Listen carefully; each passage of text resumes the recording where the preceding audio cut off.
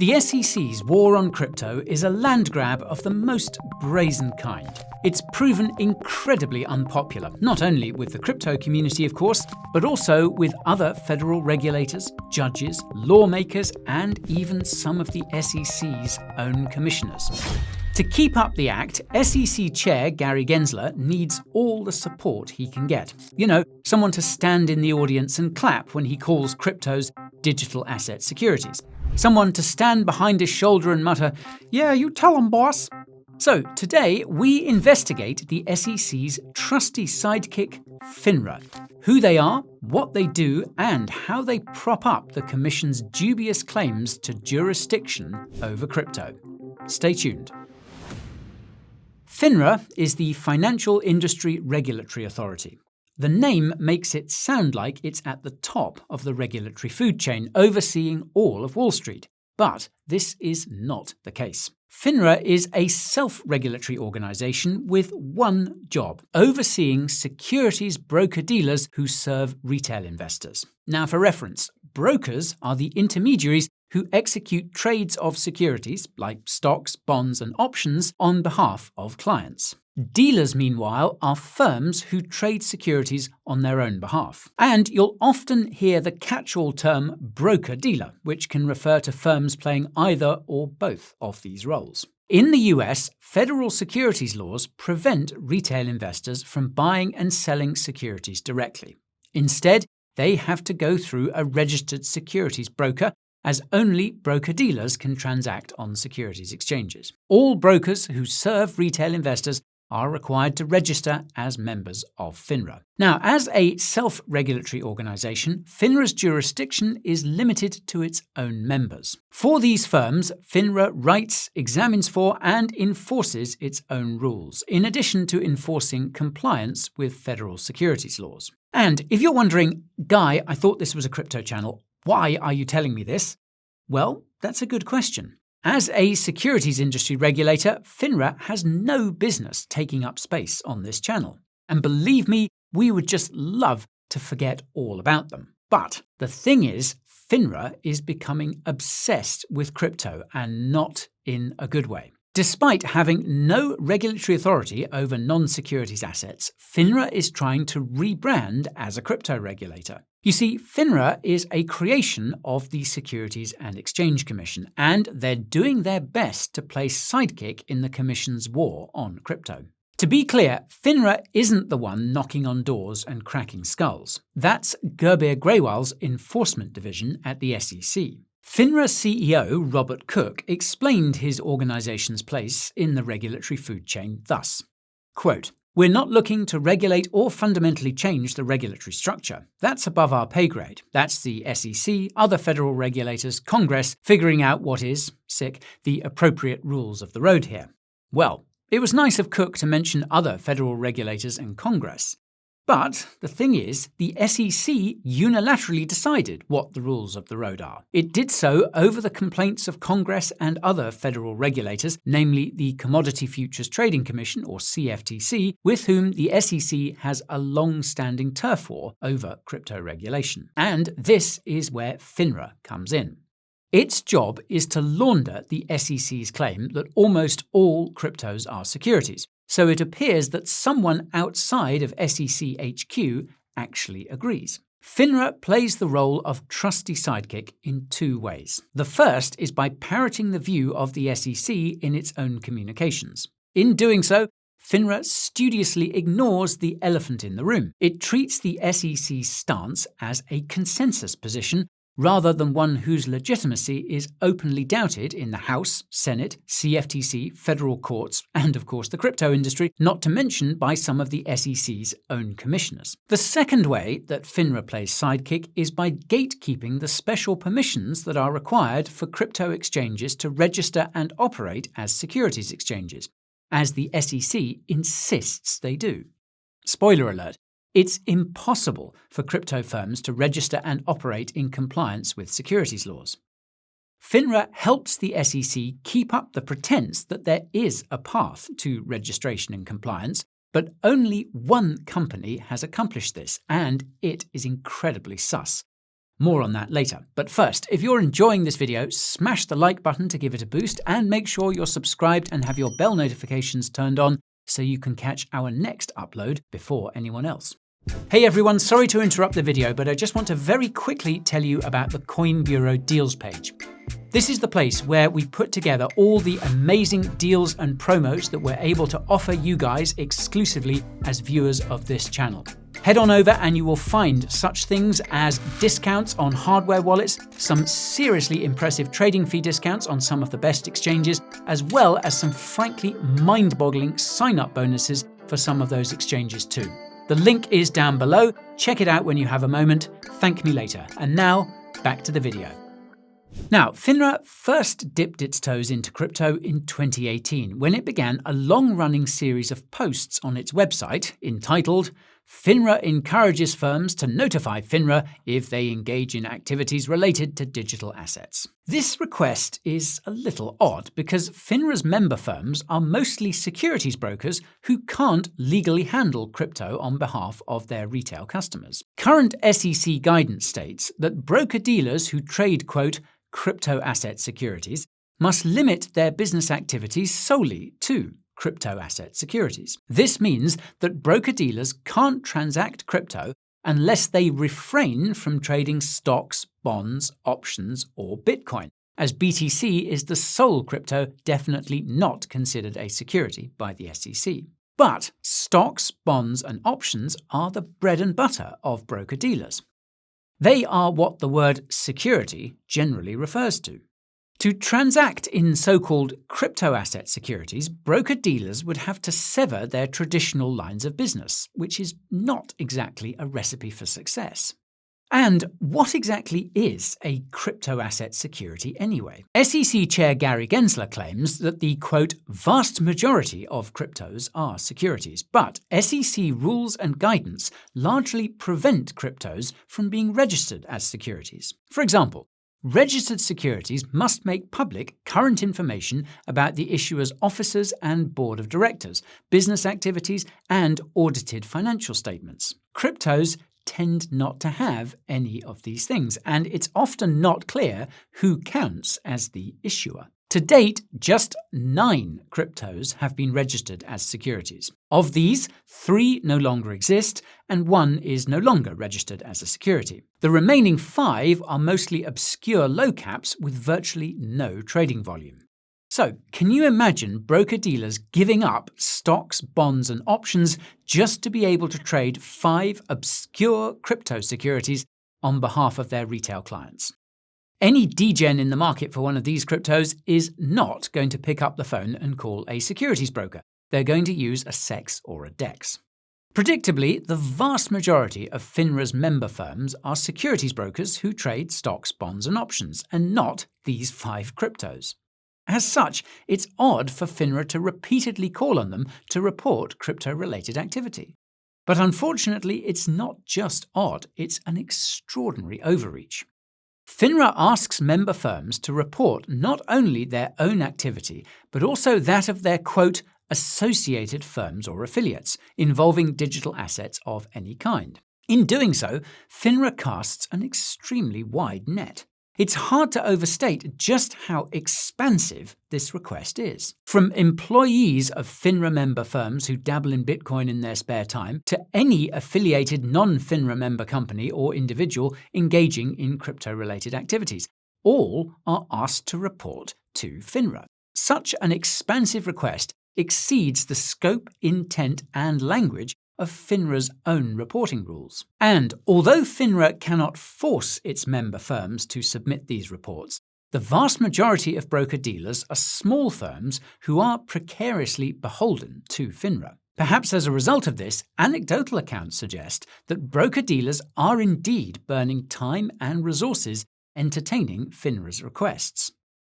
According to one first-hand account, quote, broker-dealers are increasingly required to dedicate time and resources to navigate intrusive and often nonsensical FINRA crypto asset regulatory inquiries. These inquiries are often focused on products or services that are not even offered by the FINRA member itself. This account described FINRA's crypto snooping as, quote, an outsourced, self-serving educational program of sorts paid for and imposed on FINRA members by regulatory fiat. And FINRA's data collection drive is accelerating. In 2023, it sent a questionnaire to around 600 member firms who were suspected of either engaging in crypto-related activity or having some connection to a person or company engaging in crypto-related activity. A year on, FINRA has shared some of its findings, but I'll warn you, they're pretty opaque. In a post entitled FINRA provides update on member firms' crypto asset activities, it says that the questionnaire helped it to identify 390 member firms who are either engaged in crypto-related activity or have some kind of, quote, touch point with a company or person who is. But, as FINRA points out, quote, many of the touch points identified are indirect in that they relate to activity being conducted by associated persons, affiliates, or parent companies rather than directly by member firms. And you might expect FINRA to explain how many of the 390 listed firms were included because they engaged in crypto-related activity directly, and how many were included because they had some connection to someone who did.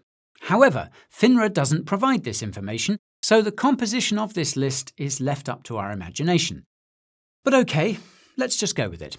Now, what kind of activities are represented on this list? Well, the activities observed by FINRA include providing the infrastructure for institutional clients to trade crypto OTC, trialing the use of permissioned blockchains, affiliate marketing, and introducing institutional clients to third parties who provide crypto custody, investment banking, and advisory services. This is a list of activities of institutions serving other institutions, and notably, it doesn't include directly transacting crypto by FINRA member firms. As such, none of this activity falls within FINRA's mandate, which is to oversee securities brokers serving retail investors. Perhaps this is why FINRA doesn't explain why it's monitoring these activities. FINRA also doesn't say how many member firms were partaking in each type of activity. It just mentions that it has detected these activities with no indication of their scale. Well, that is, except for one. FINRA reports that, quote, one member firm has been approved to custody crypto asset securities. And this leads us to FINRA's second responsibility as SEC sidekick. This is to maintain the pretense that crypto firms have a viable path to complying with existing securities laws and regulations.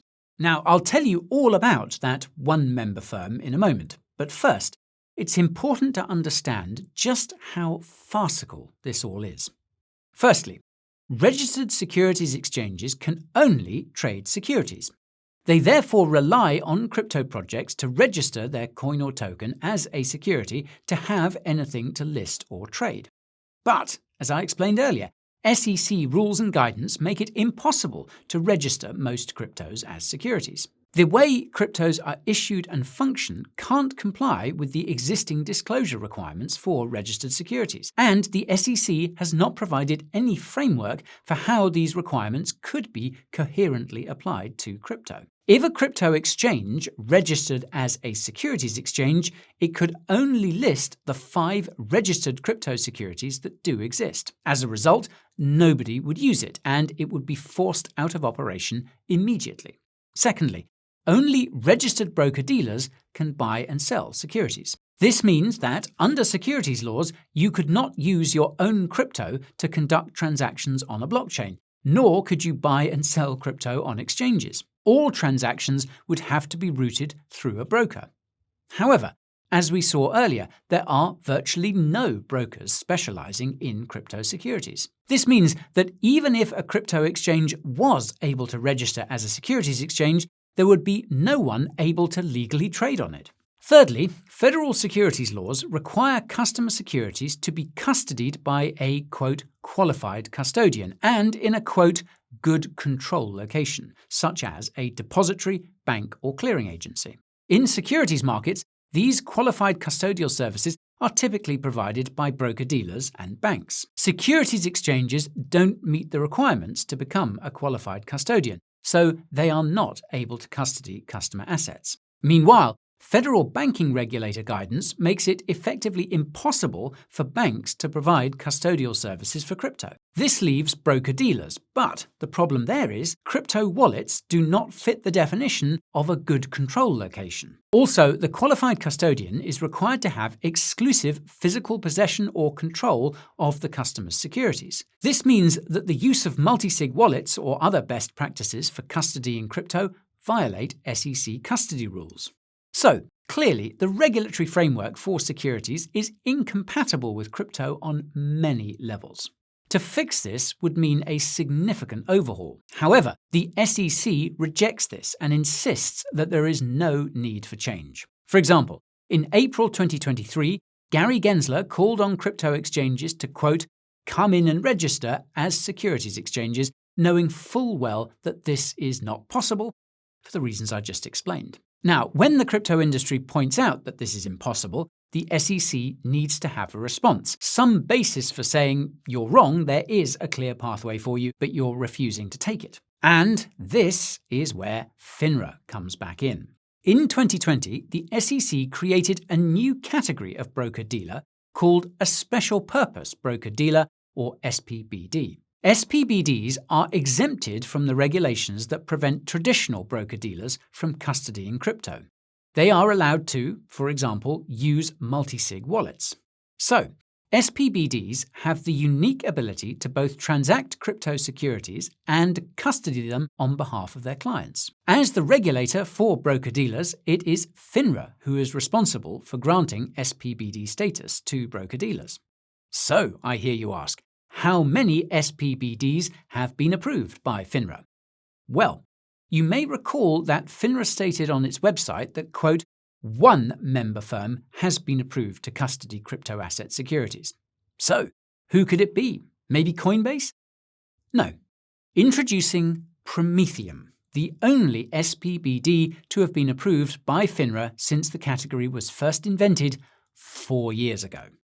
Now, Prometheum is fascinating. It does not purport to have any business model or purpose other than obeying the SEC and FINRA as loudly as possible. It does not pretend to have any other value proposition. As such, it looks more like a political statement than a business. This begins to make sense when you look at Prometheum's board. It includes a chief regulatory officer whose previous job was a 14-year stint at FINRA, a chief compliance officer who is a former SEC attorney, and veteran securities lawyer Martin Kaplan as chairman. Now, Kaplan's website boasts that he has, quote, an established reputation and substantial and regular contact with the SEC and FINRA. Kaplan's 2 sons, meanwhile, serve as Prometheum's co-CEOs. Of the 2, Aaron Kaplan serves as public face and spokesperson. Now, last June, Aaron was invited to testify before a congressional hearing on crypto regulation, and he really stole the show.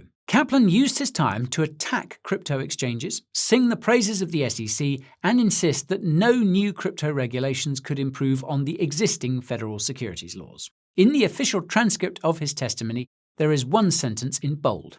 Quote, there is a compliant path forward for crypto in the United States that the SEC has clearly laid out. Kaplan then told the House that Prometheum would not be able to trade BTC or ETH because they are not securities. Actually, at the time of making this video, Prometheum has never traded anything. Although the company says it has been in development since 2017, it is still not operational.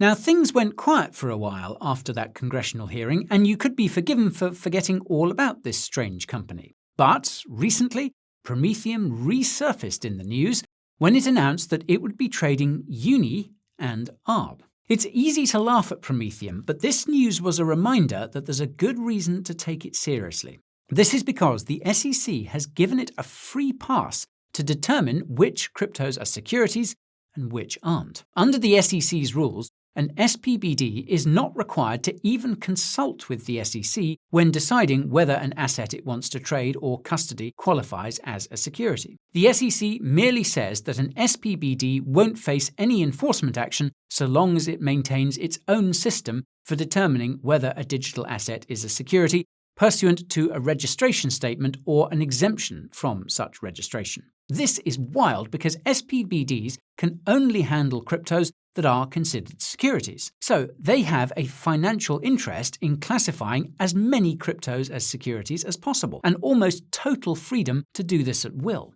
Case in point, back in May, Prometheum launched a crypto custody service which treated ETH as a security. It's almost as if the firm was trying to stop the approval of the spot Ethereum ETFs with this declaration. The approvals happened a few days later, confirming that ETH is actually a commodity. Meanwhile, security status is a matter of life or death for crypto in the US, as evidenced by the many years and likely billions of dollars spent by the SEC and the crypto industry litigating this very issue. Now, the unpopularity of the SEC's war on crypto has visibly weakened the Commission's hand. And this was evidenced by its U-turns over the spot Bitcoin and Ethereum ETFs, and the withdrawal of allegations against specific cryptos in the Binance and Coinbase suits.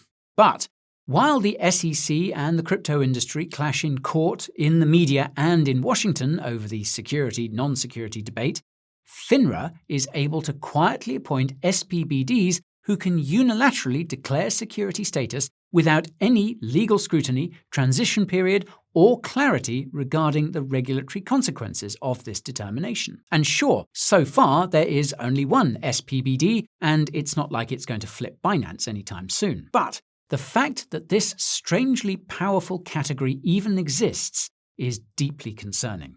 So, we'll be keeping a beady eye on FINRA as it continues its intrusion into crypto regulation. Because who knows, the next time Gary Gensler needs political backup, more SPBDs might just appear on the scene.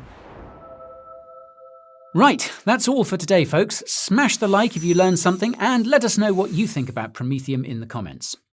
If you're interested in learning more about specific altcoins by way of our unrivaled deep dive reviews, then why not join the Coin Bureau Club? We've so far covered dozens of projects for our members who also get to vote on what they'd like us to review in the future. There's an exclusive members Discord where you'll find the best community in all of crypto and a whole lot more besides. The link is down in the description. Thank you for watching, and I will see you next time. This is Guy, over and out.